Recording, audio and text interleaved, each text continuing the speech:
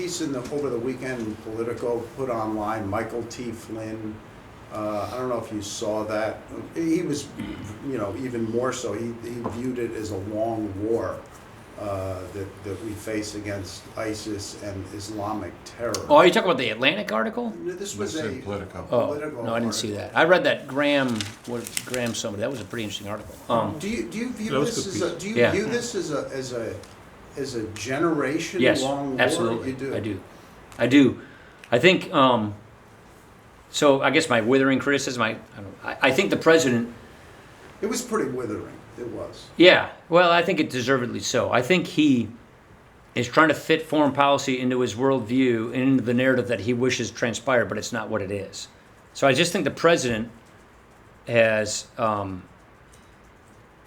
practiced what I guess I'd say a naive foreign policy that subscribes to a view of the world that he wishes was occurring, but is not occurring. It's not realistic.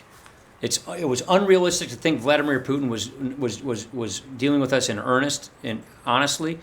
It's unrealistic to think that if you don't get a SOFA with Iraq, everything was going to be fine.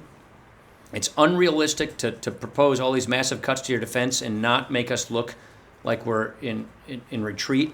And I think it's unrealistic to take all the sanctions off the Iranians and then let them keep drawing negotiations out and that you're going to get a good outcome. So I do believe that he is engaged in a foreign policy that really doesn't have a comprehensive organizing principle or strategy, or that acknowledges the world as it is. I think he's conducted a foreign policy in the view of the world that he wishes was happening but isn't happening. And that's what I would argue is the biggest failure of his foreign policy.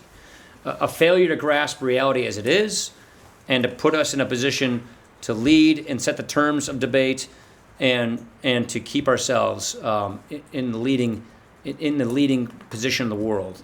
We're not in many ways, and I think he can do a lot. I think there's a lot we need to do to fix that.